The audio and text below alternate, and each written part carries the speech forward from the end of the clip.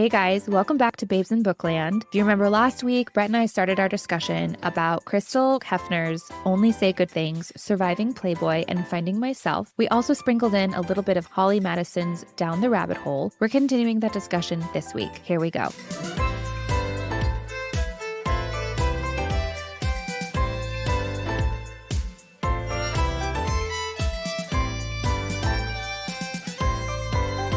Okay, Brett, we're back. In part one, we discussed more of Holly's memoir, and we met Crystal and learned a little bit about her background. And both women talked about how safe they felt when they first moved into the Playboy Mansion. Here we go, part two.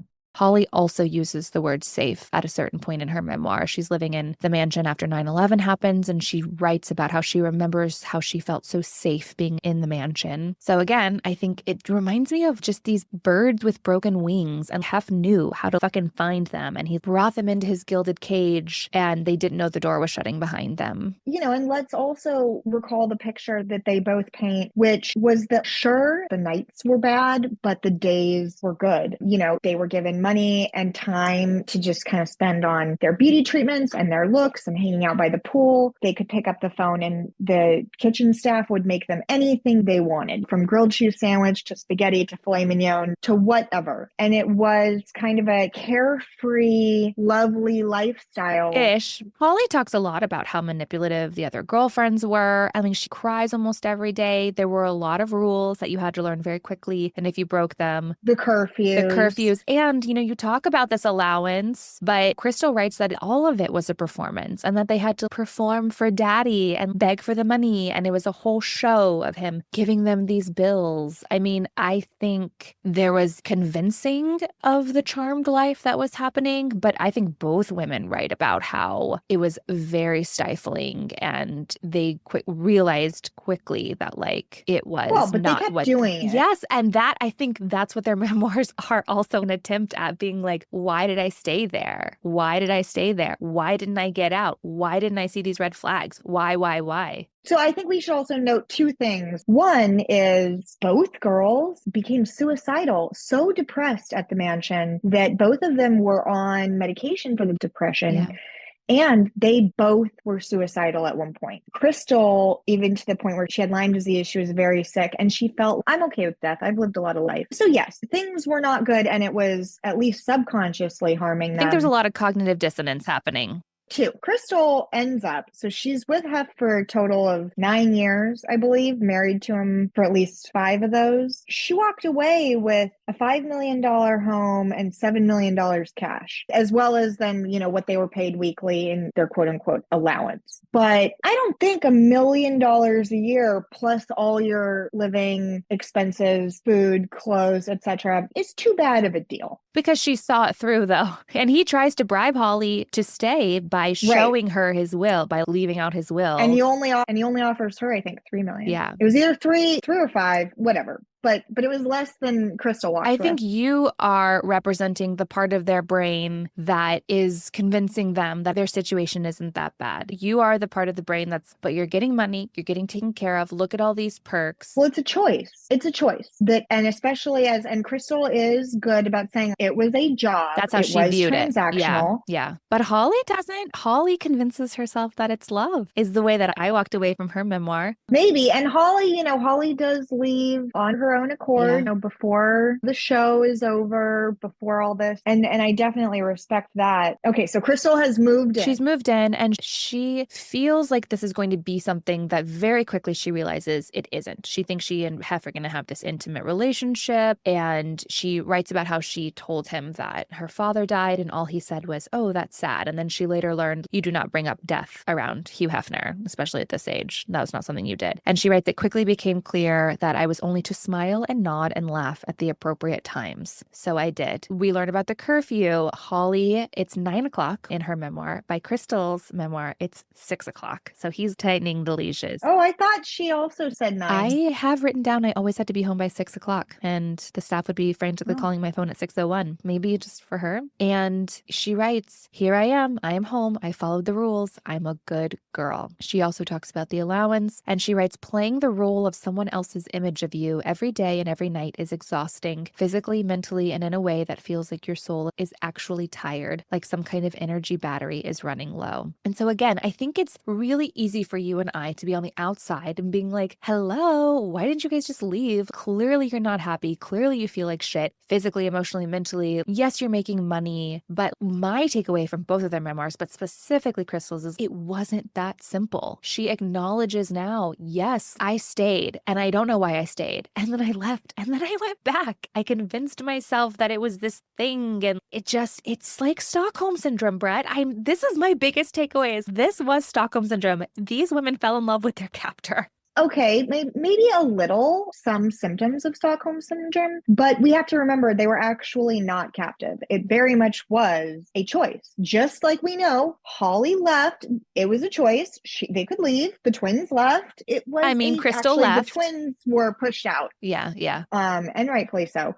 But Crystal left and chose to come back, but they were getting paid and they did have a place to live. I know, but they were so broken down and they write that. Holly writes, I didn't think anybody else would want me after this. That's a valid concern. Yes, fine. They can leave. They could walk out the door, but then where do they go? They get a job like the rest of us. But Holly even brings that up. She's like, what was I supposed to do? Return to my small town and be a waitress and have everybody laugh at me, you know? But yes, these are real advantages and disadvantages. And I think they are wise and self-aware for noting that, okay, now that I've done this, is this going to be a scarlet letter? Some people, yes, would my, longtime boyfriends be with me if I divulged at any point that I had been one of Hugh Hefner's girlfriends and had sex with him essentially for money or believed I loved him? No, I think he would run the other direction because that is not his thing. And I think that is valid. And I think that they would be fooling themselves if they didn't think that would be something that would come up for a future partner. Sure. I think that they both recognize that. I just think that the degree to which they were eroded their self-worth and their confidence and made to really believe that Hugh Hefner was the only man who would ever love them and take care of them. Did either of them say that? Holly literally writes the phrase, eroded my confidence. Yes. And I think they both allude to... Alex, neither of them ever believed that Hugh Hefner loved them. They never believed that. And therefore, they certainly did not believe he was going to be the only man that would love them because he didn't believe they loved them in the first place. But Holly does bring that up because she's like, I wrote it down. She literally says... He does say I love you to them, but I remember them noting that he just says this. We don't actually think he loves us. They also both agreed that he's narcissistic and probably doesn't have a capacity for true love. Yes, I agree with that too. They definitely said that. Where is it? I did write it down somewhere that Holly says that basically, like you just said, who would take her after this? She actually uses the phrase scarlet letter, which I think is really interesting. And in both of their cases, this is why I think we can infer this. The only reason they actually really do leave is Holly has Chris Angel, who says, I love you and I want to take care of you. And Crystal has Jordan, Dr. Phil's son. I don't remember what his last name is. McGraw. So it wasn't them just on their own being like, I deserve better. Yes, Holly, I think a real big nail in the coffin of her and Hef's relationship was when Hef called her the C word. But I'm sorry, they both left and ran straight into the arms of another man. So it was. Yes, but I think that was a product of personality quirks and their sense of self and worth, which had been eroded because of Hugh Hefner. It had been further eroded, but the quote that Holly uses from Alice in Wonderland, they wouldn't have been there in the first place were they not already damaged individuals with questionable self-worth. This is Crystal's her telling you why she's so broken and has such little self-worth. Holly, I don't think went there as much as Crystal did.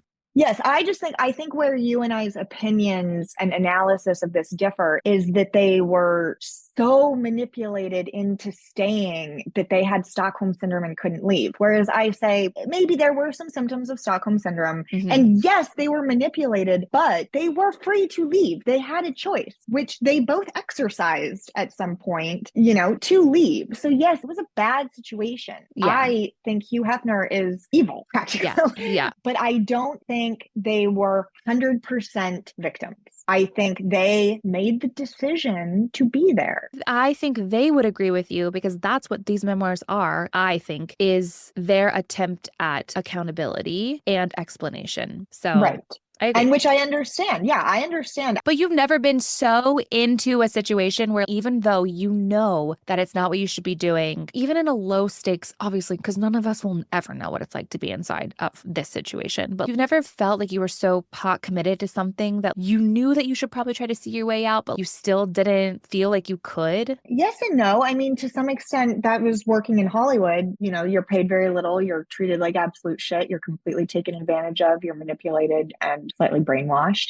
And then you are like, well, what job am I going to get from here if no one, kind of tees me up for it? But yeah, and eventually many of us do leave and move on. So yes, I have been in that situation. And yes, I realize, it is employment at will on both sides. And I don't see myself as a victim of it. I don't know that these girls do either. I don't know. I guess I'm just trying to make sure you don't. I don't. I think maybe I just have I think I'm a very empathetic person. So maybe I have a little bit more empathy, whereas I think you come from things from a very more pragmatic, logical way, which I think is why our discussions are so dynamic. I'll admit I'm a judgmental person, but also my mind can be changed. That's what I love about our discussions too. It's like I think we respect each other enough to also encourage not arguments, but discussions between each other. I mean, we completely nixed an episode because you did not like the author and you brought up so many great points to where I second guessed whether I truly believed. Well, that's not why we nixed the episode.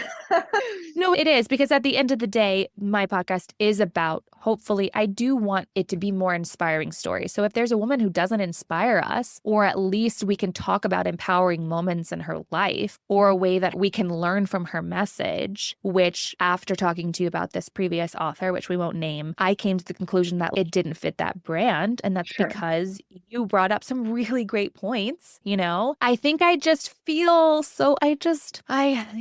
read these memoirs and maybe I see myself and I just want to save them in a way. And you're right. They're not asking to be saved. I don't think either of these women view themselves as victims. I think they've been victimized. They've overcome this particular challenge. They're still working through some shit, definitely, as we're all continuing to work through shit. But they don't live in the victimhood mentality, which I think I don't think you should. Yeah. I don't think you can and survive your life. Yeah. I hope not. It was a decision to live in the Playboy Mansion and decide, at least at certain points in their stay there, that perhaps the good outweighed the bad. So that's just why I say, well, let's talk about what that good was, right? The good was the roof over their head, the leisurely lifestyle, the weekly money, the feeling of safety. Yeah.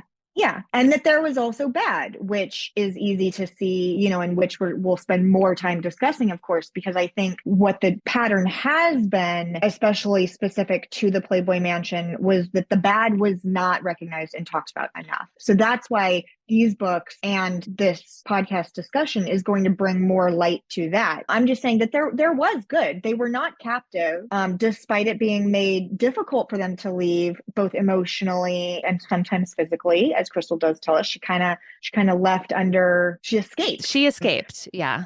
But it was still a decision. She still was not going to be held there against that decision. These women were not locked into their rooms at night. But yes, they were given chains. They also had the key, but they didn't want to use the key, maybe. But isn't that all work? Work is a 4-letter word. I would venture to say that many people feel like they would like to leave their jobs and for whatever reason can't, or decide that even at the height of it sucking, that the good of having income outweighs the bad of the job. So this was a job. And I think at different times during their stays, there were different perks, different levels of good. I think the scales of good outweighing the bad tipped daily and at different times throughout the day even. Yeah. I think I just also don't want to shy away from the fact that I do think Hugh Hefner was verbally abusive to the women. He was verbally abusive. He was emotionally abusive. So I think that it does get tricky when you start talking about abusive relationships too, because we could very easily say, well, women should leave their abusive relationships, but it's not that simple. You know what I No. mean? That's just also where it's kind of like, yeah, we can talk about the parties and the money and the fame and the, celebrity, but they were in abusive relationships. It was an abusive relationship, but it was a very manipulated relationship. And here are some examples of that. Because I do think that's a really interesting point that you said, right? That while we are highlighting the bad, because nobody talked about the bad dark side of the mansion really until recently, and with the Me Too movement, it's And been that huge. was what was such the nature of the bombshells dropped.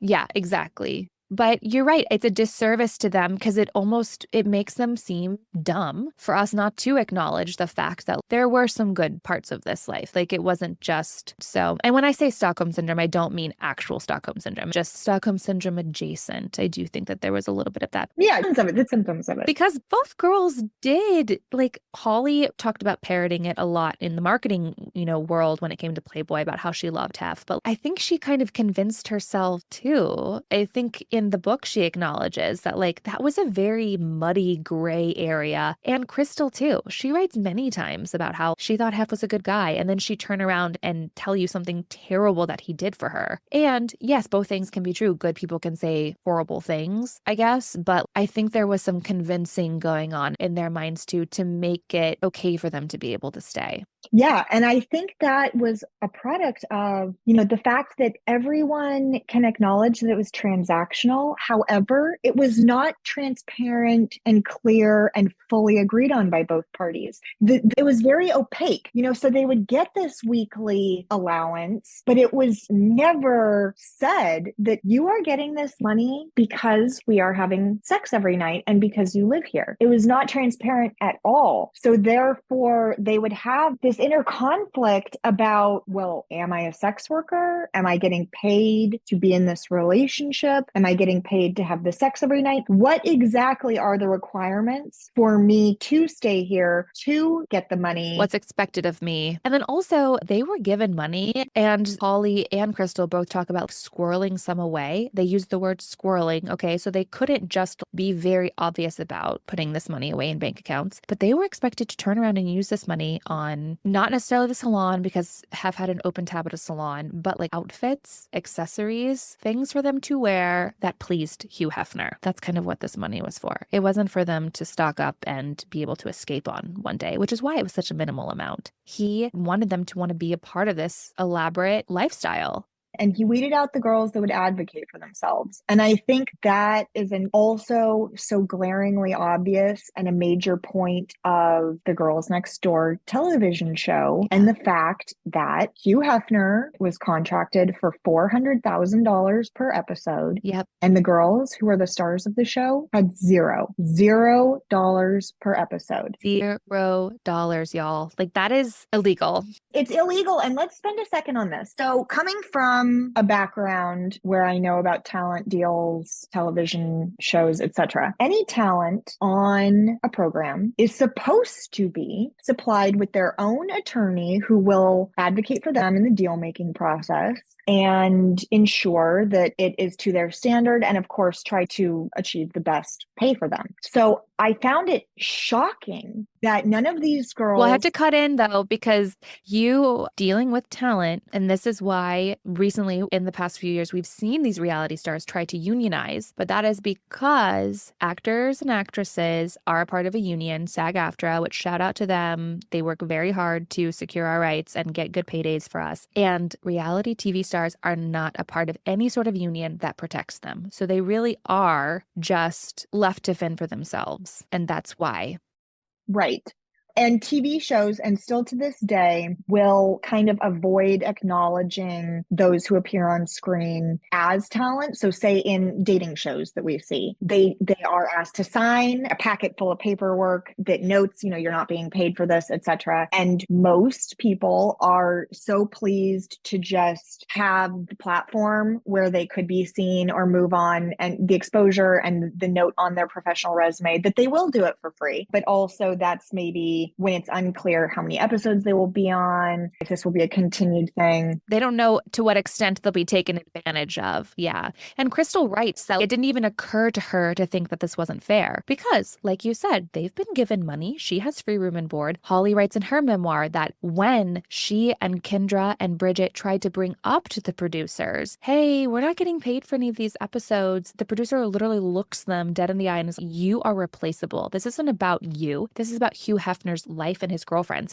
Well, when the show comes out, guess who everybody fell in love with? Kendra, Bridget, and Holly. And that's why I want to just, smack these girls on the side of their head and say, look, fool me once. First season, I totally understand accepting and being told you get 0, you should be so lucky as to appear on it. By second season, and once the first season has aired and there's popularity and it's clear, oh, we are the majority of this show. Were none of you smart enough or advocating for yourselves at all enough to say, I think Hugh Hefner does a lot less work for $400,000 and we should get something. This is where the power struggle comes into play. But making a call, calling a talent agency, looking up, a number of an entertainment law firm, giving a call and saying, hey, I've been appearing on this show. I think it's going to be a second season. You may have even heard of it. You may have even heard of my name. I'm interested in just even having a consultation to see whether perhaps I would enlist your services or what you think I should do representing myself. No one thought over the course of many years that phone call. Well, remember when they were basically forced to sign the contract for their last season? Holly writes about it that they were basically brought in and said, you need to sign this contract that Hef owned them. And Holly looks at it, Bridget looks at it, and they're both like, we want our lawyers to look at this. And they said, you have to sign it now or you're not going to be a part of the next season. Great. Tell them just as other professionals do. Okay, go ahead and shoot without me. I guess maybe I'll have to come in later episodes. But they weren't professionals. This was early on in the world of reality television. They didn't have agents and managers representing them, getting them these opportunities. This opportunity came to them.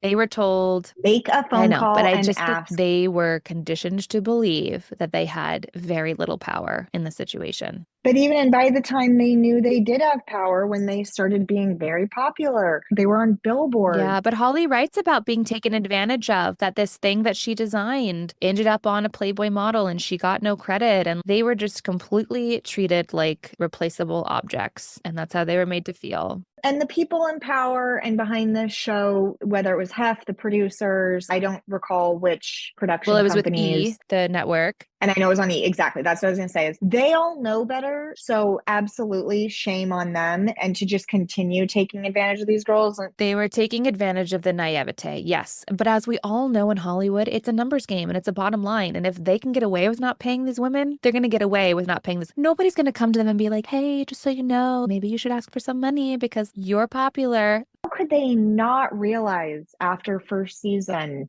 I should be getting paid for this? Because Hef made them feel so shitty about themselves. Brett, this is what I'm saying. But two things can be true. Hef can be manipulating them, making them feel bad. They can be in a tough situation, but they can also be dumb at times. It's not their fault for making bad decisions. I understand the reasoning, but that they made dumb decisions. Because they didn't know any better, which is why when you go to Hollywood, you have representation to tell you when you don't know better. And they didn't have that. That was kept from them. But it's common sense. Was it though? Reality television was brand new. And they were told they were replaceable if they spoke up. So why would you speak up? I'm going to stand by that. Some of it's common sense, knowing that if I'm an integral part of a very popular TV show, I should be getting paid to be on it. I think they were conditioned to believe they were not an integral part of the TV show. So then what? And maybe that's where we differ. Call their bluff. Call the bluff. Interesting. That would have been fun. Okay, so when it gets to Crystal's turn to be a part of Girls Next Door, she writes about how before they'd film, Hef would remind her and the twins to always be loving toward him on camera. And we all know that Hugh Hefner was a misogynistic sleazeball, and we learned just how gross he and the people he surrounded himself and invited into the mansion were. I love that Crystal airs a lot of his dirty laundry. She writes about how Hef would have these disposable cameras and would encourage girls to pose for him. She writes, he wanted us to flash the camera, pull up our skirts, spread our legs, show everything. A lot of girls did, and I watched as those cameras filled up with the most incriminating images, rolls and rolls of potential blackmail. Crystal also writes that Hef admitted to filming women for years without their permission, but later destroyed them after the, quote, Pam and Tommy thing. And then later in the memoir, she writes about how Hef and his friends would sit around and dissect the women in the latest issues of Playboy. They discuss the merits of each body part of the women featured. So pretty fucking gross. So it's gross behavior. And I think all of this also speaks to the plethora of examples where Hef did not care about these women. So we should not be feeling bad for Hef ever in any way. And there were times where in both of their memoirs, they were like, I felt so bad for Hef. And I was like, no, honey, no. Yeah, no, he didn't care about them. And then just as another example thrown in, the baby oil, the girls were telling him, baby oil is not a safe lubricant. It is giving us infections. We are having issues with this. Please use a water-based lubricant. And he didn't care. He kept forcing the baby oil on him, would switch it out even sometimes when they weren't looking. He did not care that it was unhealthy, that it was causing them physical pain, and that this is just widely, numerous articles, and any talk to any doctor would say, no, baby oil is not a safe sex lubricant. And that's why Crystal starts having anal sex instead. Yes, I found that to be a really noteworthy anecdote, that she said, I resorted to anal sex because of the infections in the baby oil. Yeah.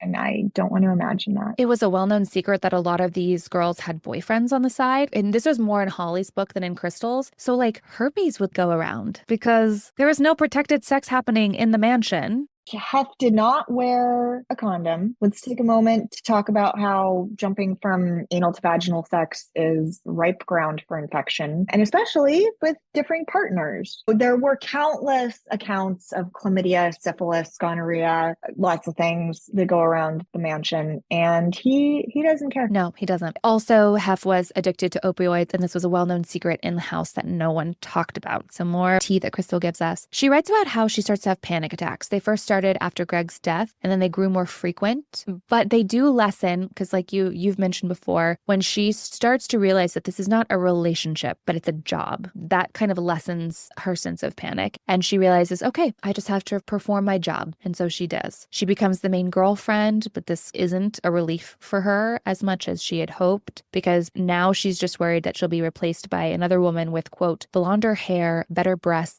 and a better nose. She starts getting work done. She gets her breasts redone by Hef's guy. She had first gotten her breast augmentation at the suggestion of her mother in college. And that initial surgeon didn't even ask Crystal what size she wanted, but just gave her what he deemed best, which that's unreal. I thought that's that was crazy. Disgusting. And then she ends up getting them redone, and she gets a nose job and liposuction simultaneously. Crystal regrets all of it. And I don't shame any women who get anything done, but Crystal regrets it, writing, years later, I would regret all of this, the surgery, the liposuction. Turns out I needed the fat, the implants, but at that time I had no idea how ill it would make me that my body would reject the mold I was forcing it into.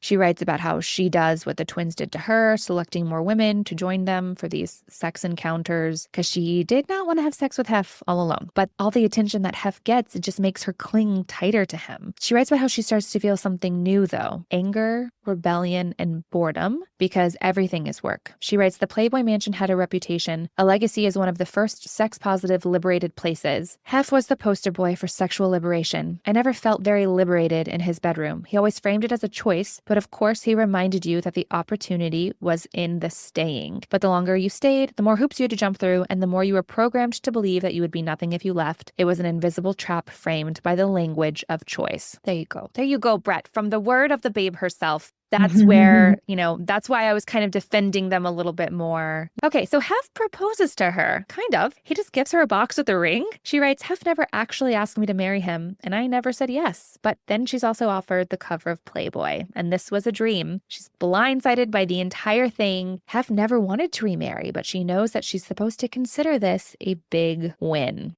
Well, consent was never an important part of any with Hef and frankly with the Playboy Corporation. So yeah, the consent to marriage and the explicit question didn't exist. You'll marry me. So again, we've talked about how as outsiders, it is hard to justify their reasoning for staying and the choices that they've made. Like you said, you just want to smack them and you just want to shake them and be like, why did you do this? And I was definitely bummed out every time that I did read an instance where one of them would feel the need to defend Hef or justify his behavior. And she writes that she understood that Hef carried a lot of childhood wounds and never felt loved and probably didn't even know how to love. She writes, I didn't know whether to be sad for Hef or angry. He was so desperate for love and adoration, but he had no clue how to give it to anyone else. All he knew how to do was manipulate and leverage his power. I felt like a pawn. What did he even want me for? Why was this ring on my finger? I felt like an object in this house, a thing, like a carved statue or a painting hanging on the wall, something to be used, looked at, enjoyed. When would I get to be a person? And it makes sense to me that if you do integrate this other person into your life for so long, and a part of, I think, trying to understand your own decisions and make peace with it or whatever, is you have to humanize the monster in a way. I don't think that they are stupid or whatever for trying to justify Hef's actions in their mind. I don't think it's like worth their effort to try to be like, oh, well, this is why Hef is the way that he is, you know?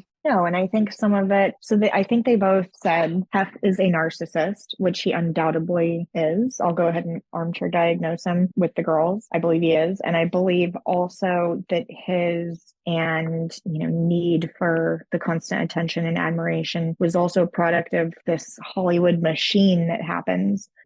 These people get put on pedestals and given so much power and they become completely addicted to it. And then that becomes the standard level of expectation, right?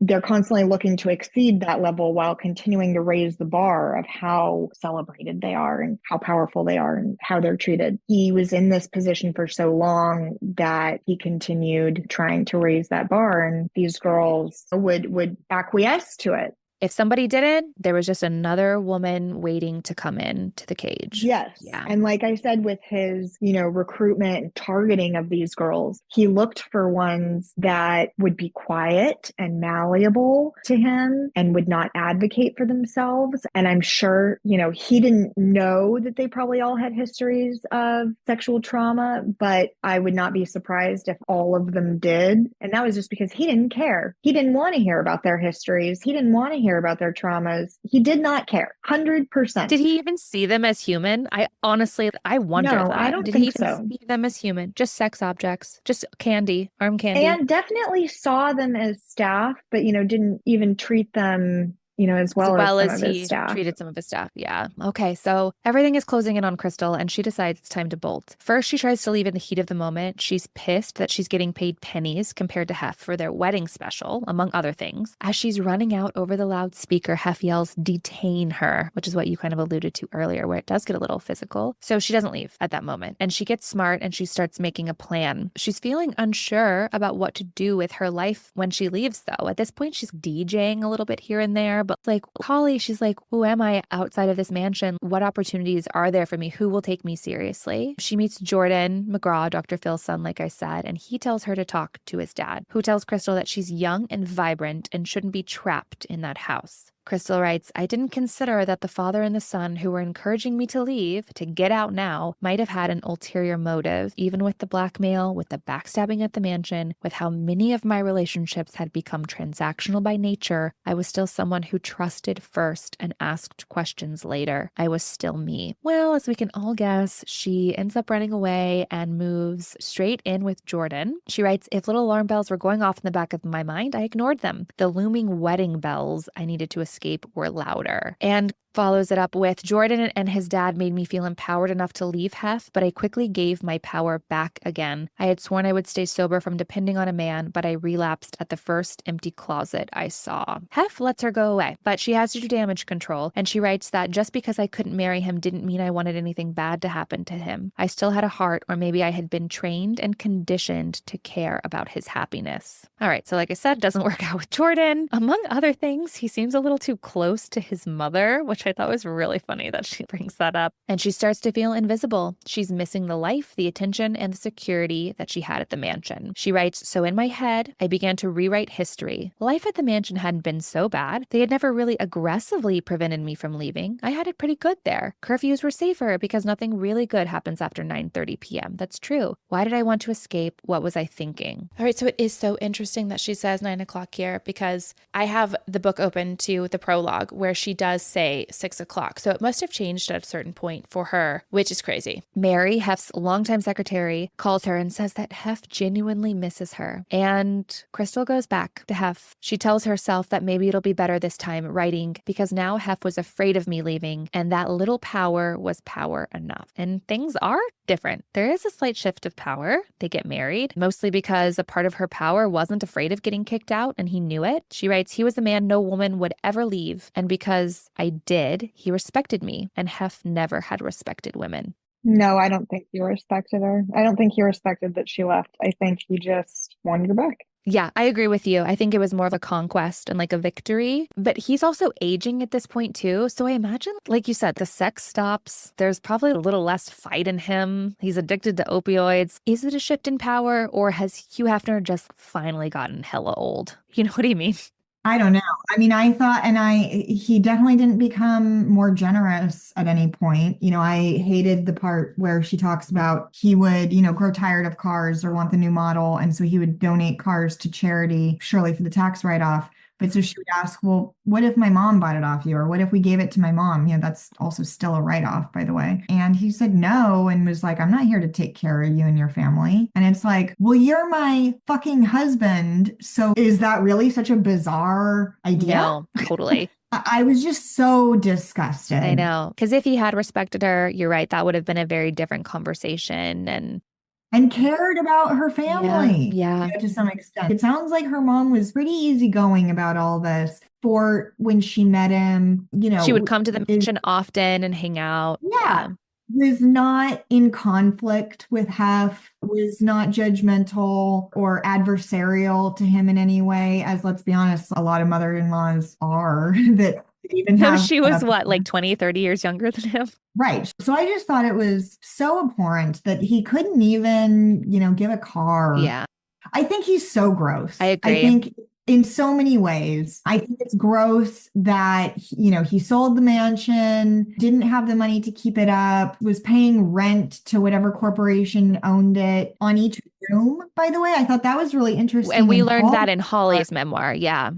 Yeah, the rooms that went unoccupied, had the $0 rent fee. Which was strange to me because I've never heard of a house where it's like by room. You rent it by the room. Right. And knowing that, the whole house is deteriorating and disintegrating before their eyes and it's going to all have to be ripped out. It's not, we do this because the reasoning is wear and tear on one room. It's no, you're going to need to rip this house down. She didn't elaborate on that, which we're about to get to. Her health starts deteriorating. She's diagnosed with Lyme disease, and then they dig deeper and her implants are like attacking her body, her immune system. And then they find black mold, which you had talked about earlier, but then she doesn't say how like they remediated it or anything. Yeah, and she just continues to live there. And at that point, I would think the following, she's already married, she's got some type of prenup, or she's kind of, maybe it says zero, maybe she gets zero in it. And the money that she did get was just a little goodwill on Hef's part, an amendment to his will. But at that point, she's married. She may have some claim to some payout, and her health is severely at risk. She's dying. I would not live in a place that had black mold. No one should be living in a place with black mold. That is not good for you. It could be condemned. So yeah, I found that bizarre and yet another questionable decision. Just how literally, figuratively, metaphorically, all of it, how disgusting Hugh Hefner and the Playboy Mansion is. Completely agree. But her health does rebound. She,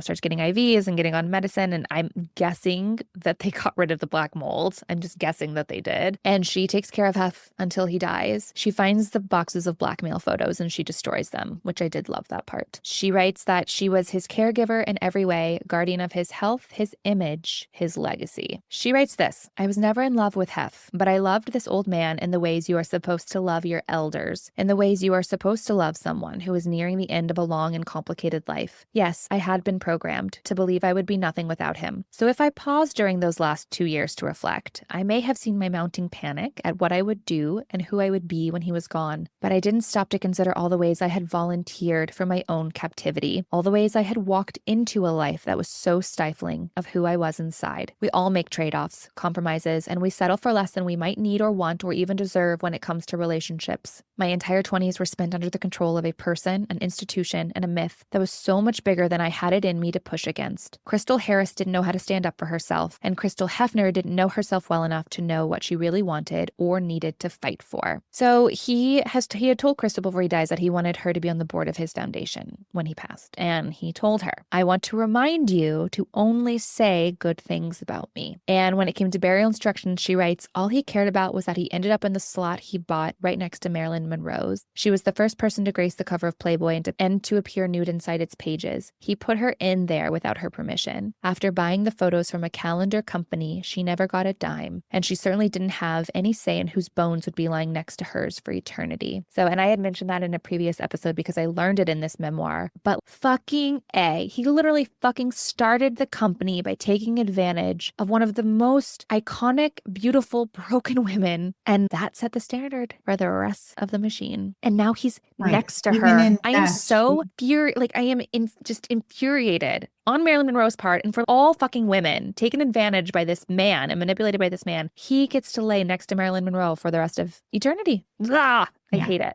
Oh, poor Marilyn, though. Thanks, I hate it. She writes about the response from the media after Hef dies and how so many of them are just praising him and calling him this pioneer for women's rights and sexual liberation. And she is taken aback at the president of GLAAD and her criticizing the media for their praise of Hefner. And she doesn't name her, but I will. Her name is Sarah Kate Ellis. She tweets this. It's alarming how media is attempting to paint Hugh Hefner as a pioneer or social justice activist because nothing could be further from reality. Hefner was not a visionary. He was a misogynist who built an empire on sexualizing women and mainstreaming stereotypes that caused irreparable damage to women's rights and our entire culture. Amen, Sarah Kate Ellis. And Crystal writes, I read her last sentence over and over again. She had said the secret thing out loud, and I was shocked. Fuck all of this. This is what was really happening. And that, along with the Me Too movement, finally gave women permission in Hef's life to come forward with how it really was. This is where I wish she would have given Holly some credit, because Holly wrote her memoir and laid out some dirty laundry when Hugh Hefner was still alive. But I don't think Crystal was ready to accept that or could face that at this point. You know, she had already made her bed and she was lying in it. And sometimes we're not ready to face the truth because then we have to do something about it. Once you know better, you have to do better. So you just keep yourself from knowing better. You know what I mean?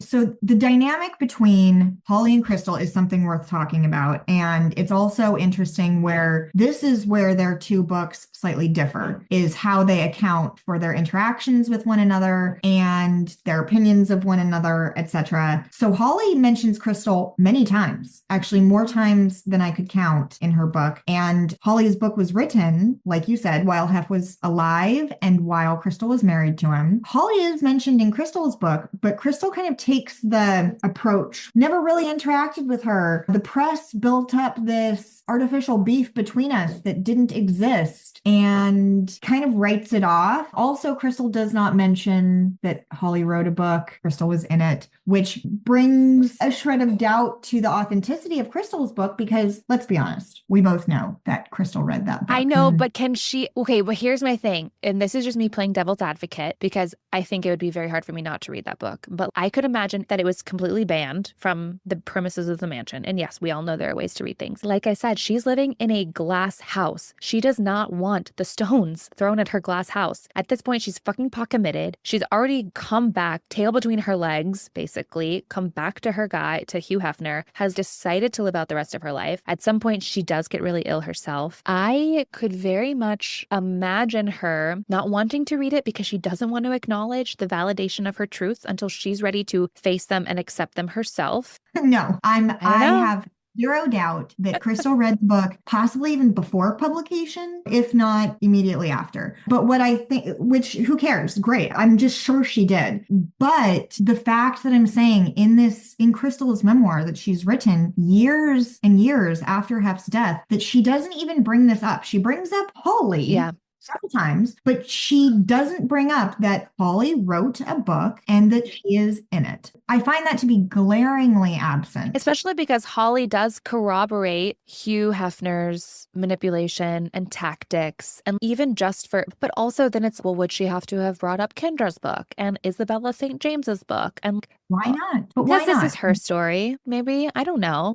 I think her feelings on those books would be very interesting and are very relevant. Well, we also know that Hugh Hefner was very good at pitting the women against each other. So who knows what was also being said behind closed doors about Holly to her. And like I said, I do wish that she had, at the very least, acknowledged that Holly had been really brave to write this memoir. Do I wish that she had maybe dug in a little bit more? But again, everybody has to also deal with their experiences in their own way, on their own time. And maybe there are some things that both of those women were ready to acknowledge and talk about. And maybe there are some things that they are not ready to acknowledge and talk about. Sure. But so for listeners, I would say either one of these books interests you, read them both. They both complete the picture and corroborate each other in many ways, but then there are certain things that are in conflict. You know, in the role of Mary, she's not a very important character here, but there are some things that differ and some things that are similar. And I think that's worth noting and reading, and that both of these books are pretty good. So I do recommend they do it as a pair. It's interesting. I don't want to say they're fun reads because that feels icky, but they were entertaining reads. And I grew to like both of these women a lot more. I honestly didn't really know Crystal, but I always liked Holly. Bridget was my favorite in Girl Next Door. And I think I just watched the first couple of seasons and then I didn't really keep up with them or anything. But I appreciated that they both wrote these memoirs. I have positive opinions of them both coming out of this, but I just look through everything, kind of with a critical eye. Don't take a one-sided memoir at face value. I take with a few grains of salt. I think that's what makes discussing worthwhile. Yeah, I think too, a lot of what the podcast is bringing our own takeaways and the ways that we either resonate with the women or don't resonate with the women. But also when it's a celebrity memoir, I think it's a little different too, because you do question, okay, why is this being written and what else is there to the story in a way that like maybe you wouldn't if it was just, a non-celebrity person like we also cover.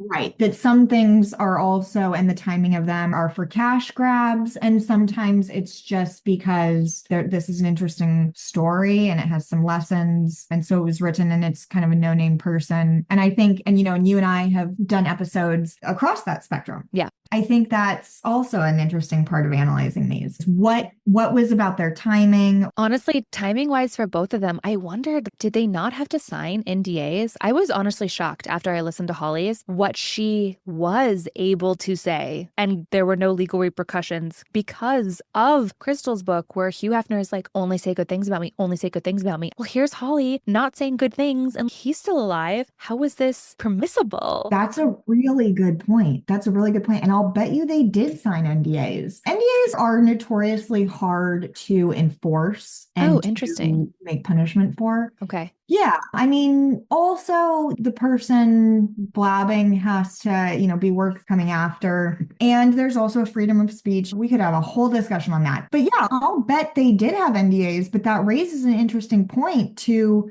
are there things that they didn't tell us that they really felt, okay, I'm going to toe that line. Here's what I'm going to say, and I'm going to keep such and such back. Yeah. Yep. Totally. So I think we should all also read both books with that grain of salt. You got to assume that you're not being told everything. And maybe it was a lot worse. Maybe it was. And I also want to talk about his kids and their absence, their corporate response. Yeah. Okay. So Crystal writes about how at the funeral, she just lost it. She cried for Hef. She cried for Greg. She cried for her dad. She cried for herself. She writes, I cried for the girl who had excitedly walked up the mansion steps, sure that every beautiful, shiny thing she saw in that house was made of real gold. I was 31 years old and I felt more lost than I'd been before I walked through the mansion doors at 21. I spent 10 years molding myself to fit into the twisted world of a powerful man. And that powerful man was gone and nothing more than ashes in a cold cold urn. I cried because I had no idea what to do, where to go, or how to be. I cried because I had no idea who I was. And this is a recurring thing. She writes this a few times. I didn't know who I was. I didn't know who I was. I didn't know what my next step was. She writes about how she really felt like her only value came from being attractive to men and being desirable to men and trying to be the most perfect, the skinniest, the blondest, the whatever most to what a man wanted. She writes, I had to be malleable, compliant. I had to let people touch me casually, like I was decor. There was no wiggle room for my own opinion or thoughts, so eventually I trained myself not to have any. There was no wiggle room to say no. So again, I think this is why, because, I don't know when you got to read the memoir, and I know you kind of re-listened to it, but I just did the outline a few days ago. And so all of this was weighing heavily on me earlier in our discussion when we were talking about the choice and how you were like, they had a choice. And I was like, I know, but I feel like they really convinced themselves that they didn't. And it's probably because I was just revisiting all of these quotes where she basically says that. And you can either agree with her or not, but I do feel like Crystal at least feels like she didn't have a choice, that she just had to basically fit into what Hef wanted her to be, and that she truly felt so lost and scared about what that would even look like if she tried to leave the house, that trumped any ambition to leave the house. Life is hard and these situations are hard, and there was good and there was bad, and Hef is awful. I mean, I'm not vilifying her. There is one villain in these stories, and his name is Hugh Hefner. Yeah.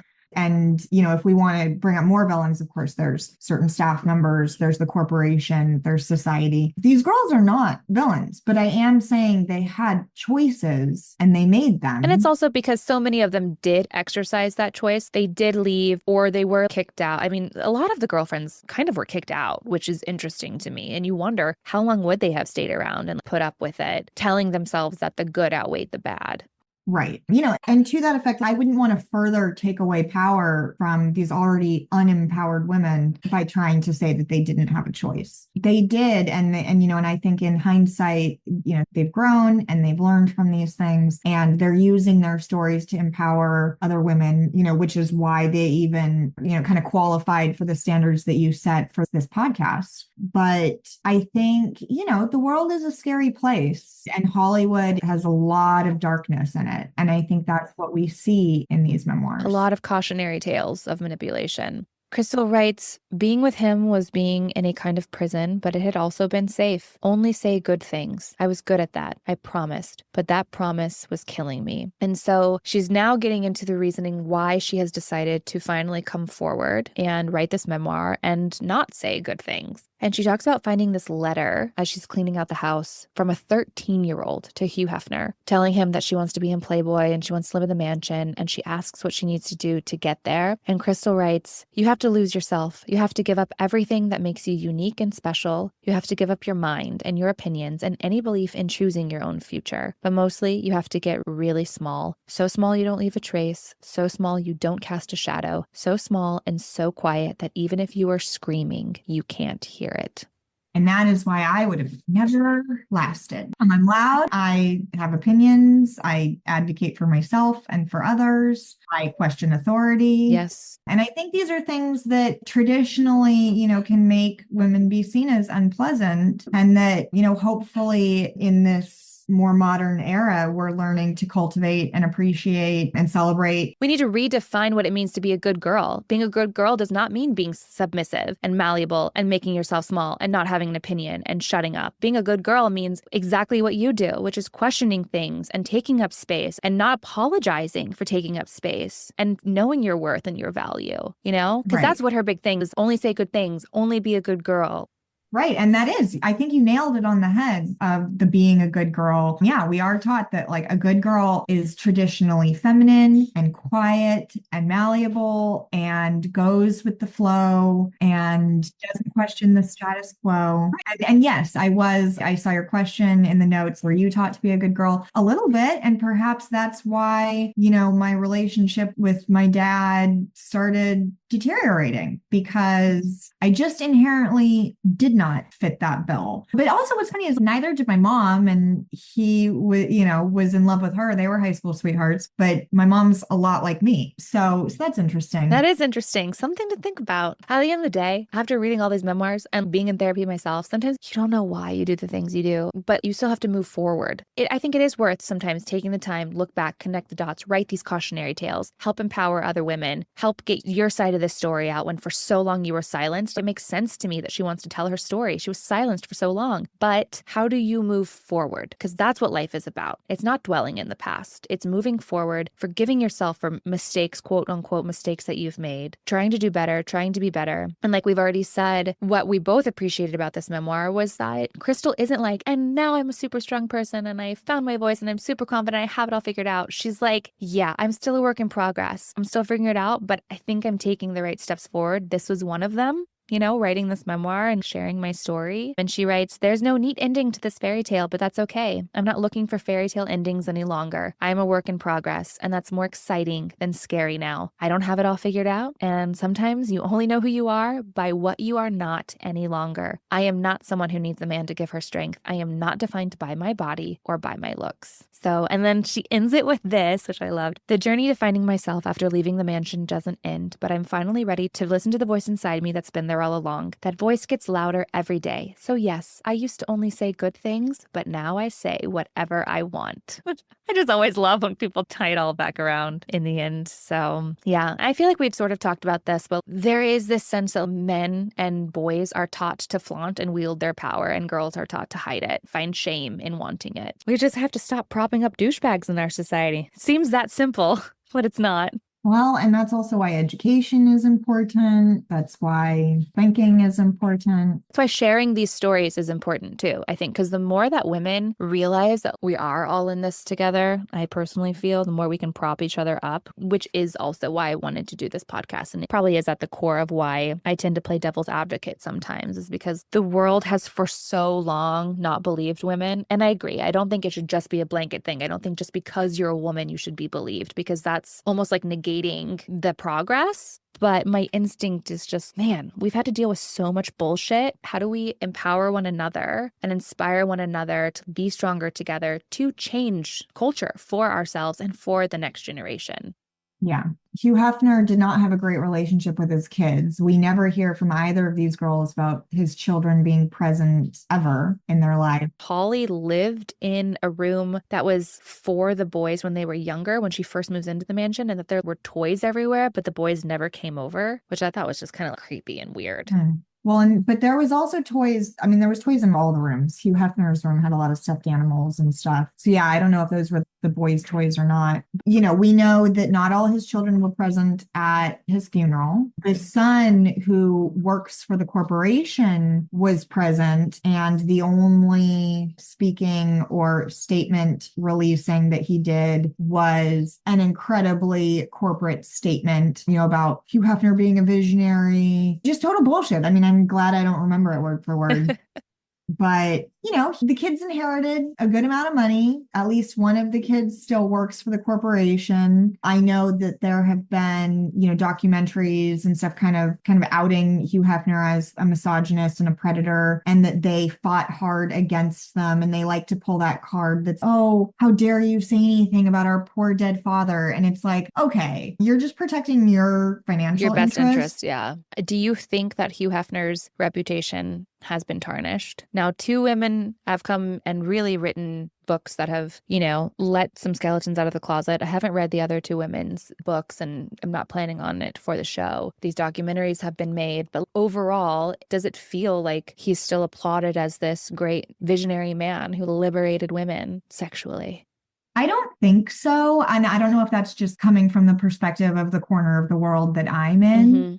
I never did applaud him. I think many of us actually always thought that it was kind of gross that he had these young girlfriends and found it to be very odd. And I think many of us, even back in the heyday of Girls Next Door, would have thoughts like, well, I'd be really embarrassed if that was my dad or grandfather. So I think that it was at least always subconsciously part of our thoughts towards him, and that we all kind of made fun of the fact that he was in pajamas and robes 100% of the time. And so I think that finally we kind of realized that when it's not just like funny, oh, I feel sorry for the embarrassment and how embarrassed he should be of himself, but that it's no, he's a predator. Yeah. And that he preyed on young, vulnerable women, targeted them, took advantage of them, and later threw them to the curb. When he had used them up. Yeah.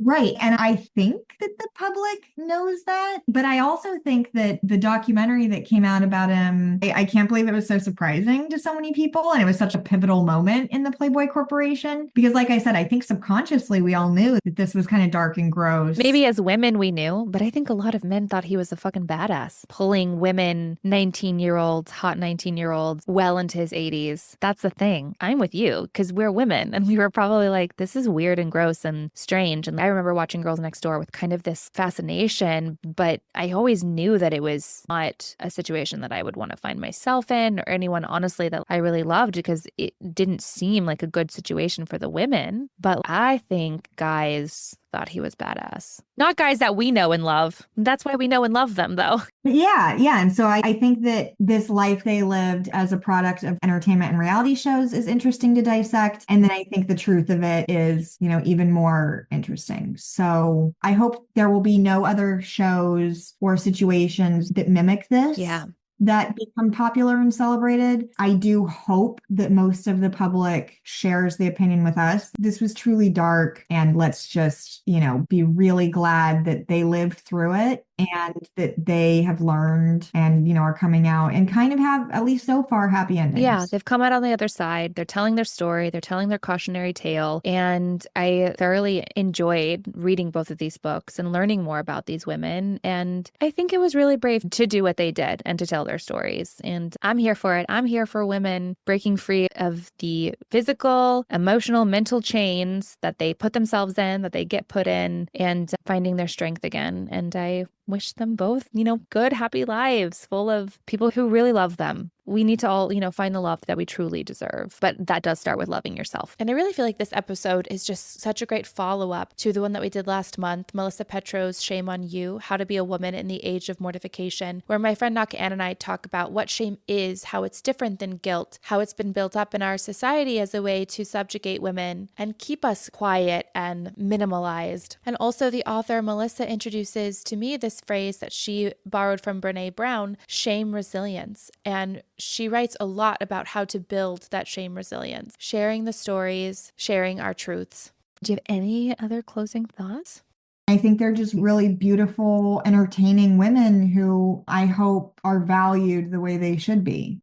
Yeah. Brett, thank you so much for joining me today. This was such a good discussion. I feel like I do appreciate when you and I don't see eye to eye because I think that it causes me to think a little bit differently. Maybe it causes you to think a little differently. Who knows? But in today's world, so many of us don't see eye to eye. Okay, how do we still have a conversation and a discussion that doesn't turn into, well, you're dumb because you don't think the way that I do? Right. That doesn't serve anyone, Right. And I think it's what makes the discussions worthwhile. There you go. Brett, I can't wait to have you on again soon. And yeah, don't only say good things. Yeah. Tell your truth and put it out there, the good and the bad. But the truth does matter. Yeah. Thank you. Bye, Brett. Bye, Alex. Thanks for listening to Babes in Bookland. To access the full version of this episode, you can subscribe on Apple Podcasts or support us on Patreon. Visit babesinbookland.com for more information.